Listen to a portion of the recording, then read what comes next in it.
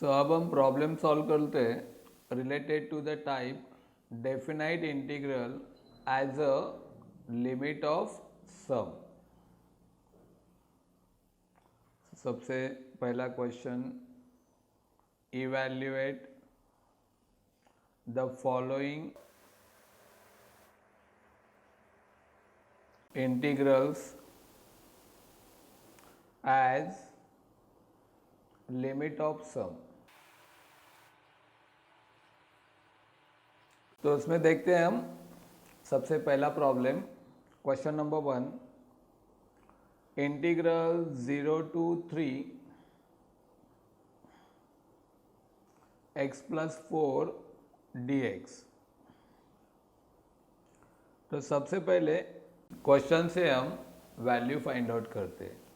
तो year observe किया तो लोअर लिमिट 0 है कि जिसे हम a से डिनोट करते हैं, तो a की वैल्यू 0 हो गई।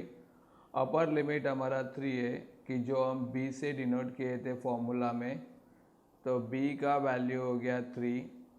एंड इंटीग्रल और dx छोड़ के रिमेनिंग जो टर्म है x प्लस 4, उसे हम डिनोट करेंगे fx से। तो fx हो गया हमारा x प्लस 4। उसके बाद हम h के लिए फॉर्मूला लिखेंगे, h is equal to b minus a upon n। Therefore h equal to b की वैल्यू 3 रिप्लेस की, a की वैल्यू 0 अपॉन n। तो यहाँ से हमें h की वैल्यू मिली 3 अपॉन n। उसे हम बॉक्स कर देते हैं। उसके बाद fx की वैल्यू है हमारे पास x प्लस 4। हमें रिक्वायर्ड वैल्यू है f of a plus r h. So that is equal to f of, अब a की वैल्यू हमारे पास है 0, तो टर्म हो गया 0 प्लस आर एच। तो फाइनली मुझे मिल गया f ऑफ आर एच। अब a वैल्यू आर एच हम कहाँ पे रिप्लेस करते हैं, x की जगह पे fx में। अब fx हमारे पास क्या था, x प्लस 4, तो x को हम रिप्लेस करते हैं r प्लस एच। तो राइट में हमें क्या मिलेगा, r plus h plus 4। So is equal to r plus h plus 4 is equal to, we write r as it is h की वैल्यू है हमारे पास 3 अपॉन n, उसे हम रिप्लेस करते हैं। सो r into 3 upon n plus 4। तो इसी तरह हमें f of a plus r h की वैल्यू मिली 3r अपॉन n प्लस 4। सो इसी तरह हमने ऑल वैल्यूज फाइंड आउट कर लिए। अब हम क्या अप्लाई करेंगे, फॉर्मूला अप्लाई करेंगे। So by definition integral a to b fx dx is equal to limit n tends to infinity summation r takes value 1 to n f of a plus r h into h. ये हो गया हमारा formula. Therefore integral a to b f x d x, इसकी जगह पे हम हमारा question लिखते हैं। हमारा क्वेश्चन था integral 0 to 3 x plus 4 dx is equal to limit n tends to infinity summation r takes value 1 to n।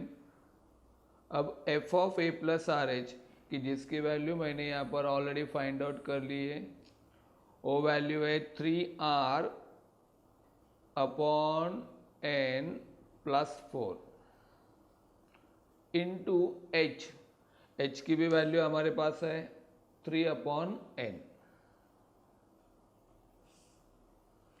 अब हम क्या करेंगे, 3/n से ब्रैकेट को मल्टीप्लाई करेंगे तो हमें क्या मिलेगा, is equal to limit n tends to infinity summation r takes value 1 to n। अब 3r/n इंटू 3/n तो उनका मल्टीप्लिकेशन हो गया 9r/n² प्लस 4 इंटू 3/n हो गया 12/n bracket complete. So is equal to limit n tends to infinity.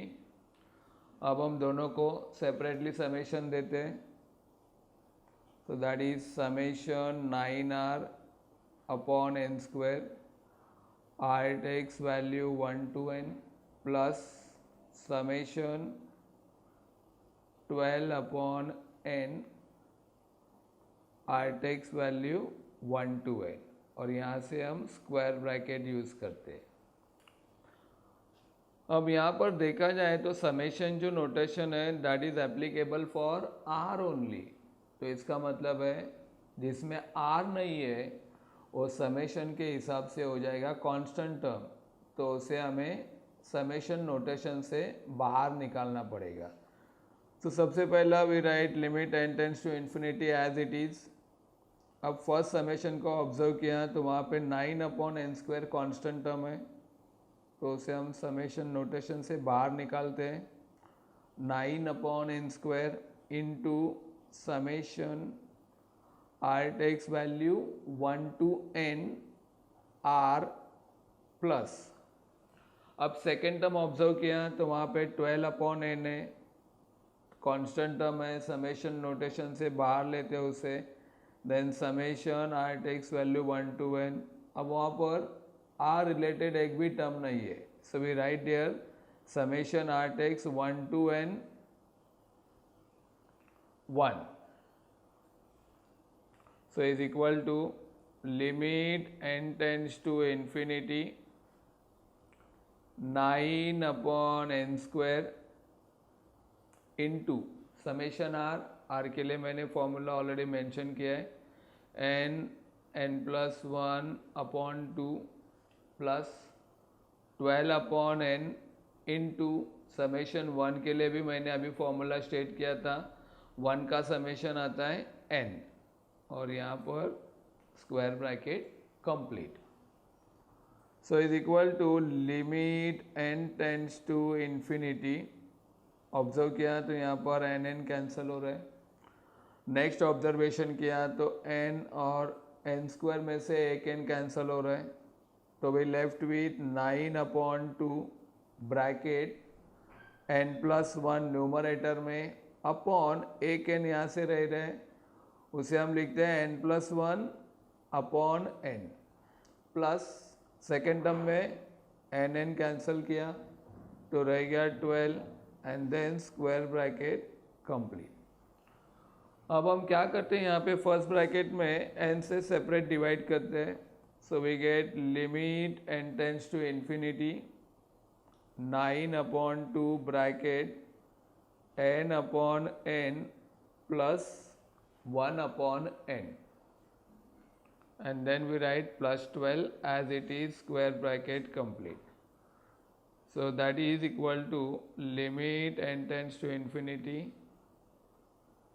9/2 bracket, यहाँ पर n cancel हो रहा है, so we get answer 1 plus 1/n bracket complete plus 12 और फिर पूरा स्क्वायर ब्रैकेट कंप्लीट। अब लिमिट में ऑलरेडी मैंने मेंशन किया था रूल कि limit n tends to infinity 1/n 0, limit n tends to infinity 1/n² also 0, limit n tends to infinity 1/n³ also 0. So in general, limit n tends to infinity 1/n raise k, where k greater than 0, तो उसका answer हमें मिलेगा 0।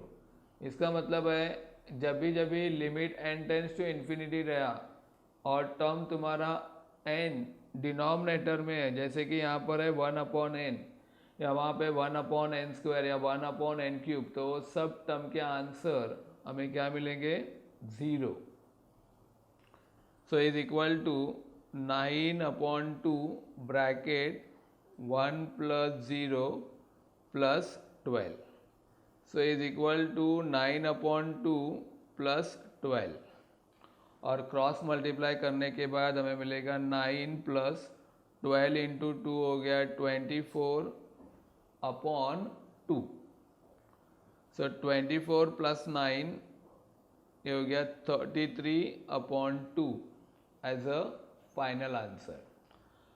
सो इसी तरह हमने question number 1 को complete किया. Question number 1 था इंटीग्रल 0 to 3x + 4 dx कि जिसका आंसर हमें मिला 33/2.